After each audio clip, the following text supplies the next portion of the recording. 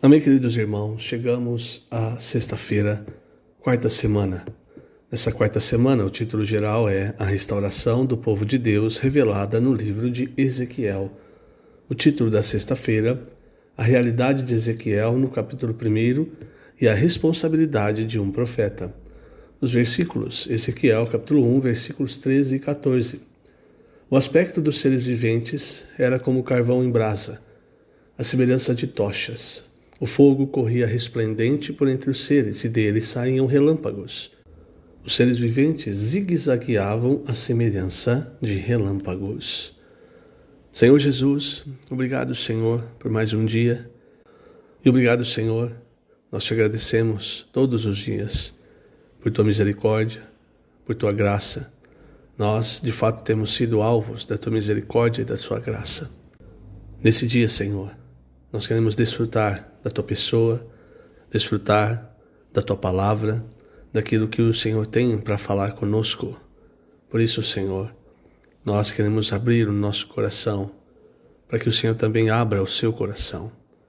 Que a tua palavra entre em nós, transforme o nosso interior, produza algo dentro de nós, algo que é santo, algo que é real, algo de amor, algo que é divino, removendo também aquilo que é nosso, aquilo que nós herdamos através do pecado, da queda.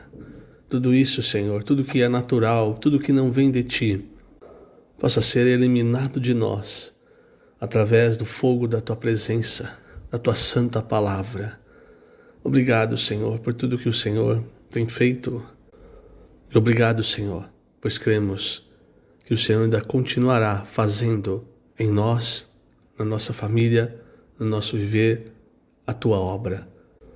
Jesus é o nosso Senhor.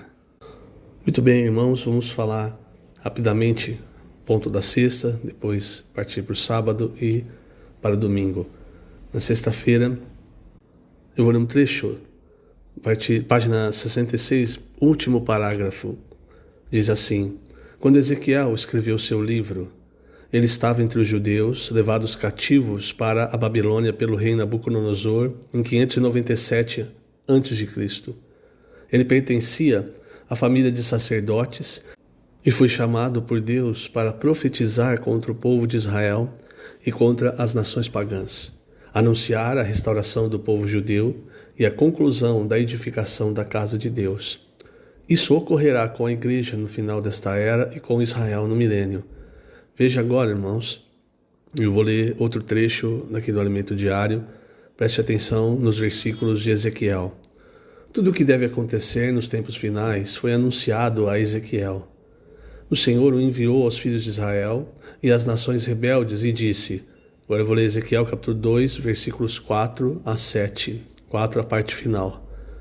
Eu te envio a eles, e lhes dirás, assim diz o Senhor Deus, eles quer ouçam, quer deixem de ouvir, porque são casa rebelde. Hão de saber que esteve no meio deles um profeta. Tu, ó filho do homem, não os temas, nem temas as suas palavras, ainda que haja sarças e espinhos para contigo, e tu habites com escorpiões. Não temas as suas palavras, nem te assuste com o rosto deles, porque são casa rebelde. Mas tu lhes dirás as minhas palavras, quer ouçam, quer deixem de ouvir, pois são rebeldes. A pior coisa, irmãos, é quando a palavra de Deus vem, e muitas vezes ela vem através de homens enviados por Deus, e aí nós nos tornamos rebeldes, porque nós olhamos, por exemplo, aqui com Ezequiel, você olha para Ezequiel e fala assim, não, o que ele está falando não me agrada, não vou recebê-lo. Ou então você olha e fala, esse aí falando a palavra de Deus? Não. Então nós precisamos perceber, irmãos, como nós temos falado há muito tempo, o que a palavra tem gerado. Vou continuar lendo na página 67, eu estou no segundo parágrafo. Ezequiel tinha a responsabilidade de ser um profeta fiel ao Senhor. Deus lhe disse que o tinha como atalaia sobre a casa de Israel. Ezequiel 3,17. Um atalaia é um vigia. Um profeta é um vigia, uma sentinela. Ele não tem palavra própria, mas tem de ouvi-la da boca do Senhor e ser fiel em transmiti-la. Quão sério é ser um profeta, pois ele carrega uma responsabilidade muito grande. Se o profeta tiver medo de falar ao perverso, e este não se converter do seu caminho, este sofrerá o dano e o profeta será castigado, pois o sangue será exigido dele. Ezequiel 3,18. Agora veja o 19. Mas se avisares o perverso, e ele não se converter da sua maldade e do seu caminho perverso, ele morrerá na sua iniquidade, mas tu salvaste a tua alma. Por isso precisamos transmitir fielmente a palavra do Senhor. Muitas vezes, irmãos, nós caímos, como a nação de Israel caiu, em um conforto, uma zona de conforto, e achando que nós podemos servir a Deus de acordo com a nossa maneira, e aí está tudo bem, que eu posso levar a minha vida de qualquer maneira. Então, a figura do povo de Israel nessa época, irmãos, por cada um achar que podia servir a Deus à sua maneira, muitos se voltaram para os ídolos. Então, a idolatria, inclusive entre os sacerdotes, naquela época era muito forte. E eles nunca acharam, irmãos, de fato, que ia acontecer com eles o que aconteceu, que eles seriam levados cativos para a Babilônia. Mas o Senhor, irmãos, permitiu isso. Permitiu, Ezequiel profetizou sobre isso. Eles não acreditaram. Esses versículos, irmãos, são muito fortes. E eles apontam também para os dias de hoje. Eu vou ler de novo. Ezequiel capítulo 2, versículos de 4 a 7. Eu te envio a eles, e lhes dirás, assim diz o Senhor Deus. Eles, quer ouçam, quer deixem de ouvir. Irmãos, veja só, há um princípio que nós não podemos deixar de entender. Não somos nós que escolhemos quem é o profeta de Deus, quem fala por Deus. Se eu disser não, esse não é, aquele é, não muda a vontade de Deus. Quer você ouça, quer você não ouça, a palavra continua sendo de Deus, uma vez que Deus levantou tal pessoa para profetizar, para falar a sua palavra. Veja, eles quer ouçam, quer deixem de ouvir, porque são casa rebelde. Note nesse trecho quantas vezes o Senhor fala essa palavra rebelde. Então diz aqui, porque são casa rebelde. Hão de saber que esteve no meio deles um profeta. Isso quando fala assim, hão de saber. Quer dizer, é futuro. Sabe qual é o risco, irmãos? É que quando o Senhor voltar, nós olhamos para trás. Se nós formos rebeldes, nós olhamos para trás. E aí, só nesse momento, nós percebamos como naquela época os coríntios, muitos coríntios não percebiam que Paulo era o apóstolo, era ele que detinha a palavra profética, aquele que trazia as revelações de Deus.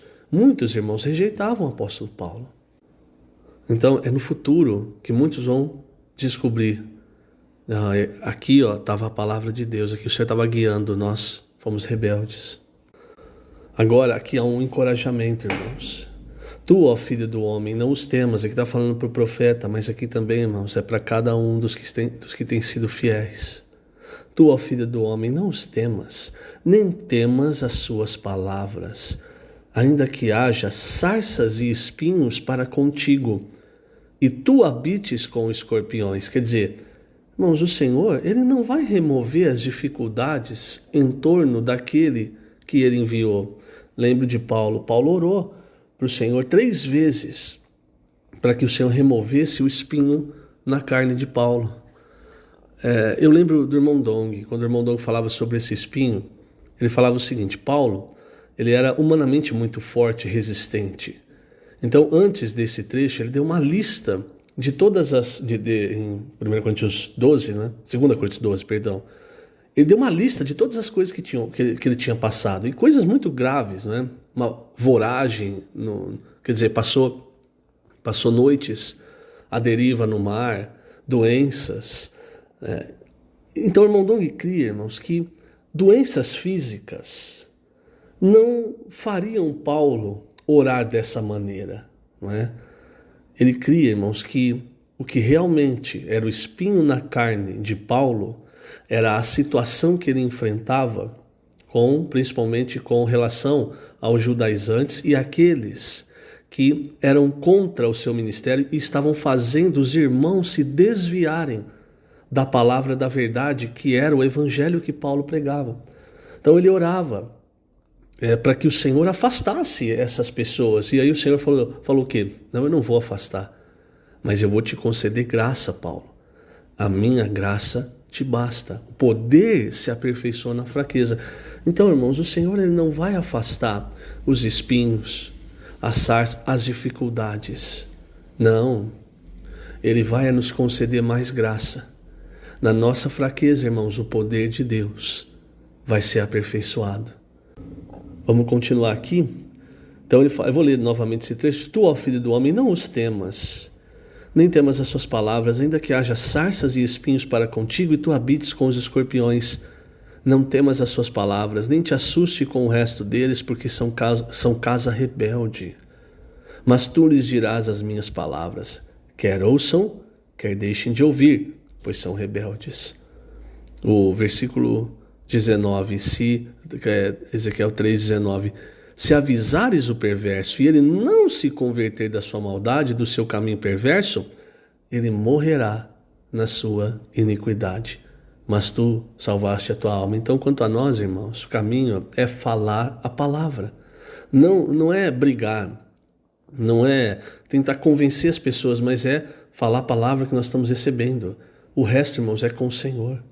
Se as pessoas vão se converter, ou se o rebelde vai deixar de ser rebelde, não é, irmãos, é algo que nós podemos fazer. A única coisa que nós precisamos fazer é falar a palavra que nós temos recebido, a palavra que tem nos transformado.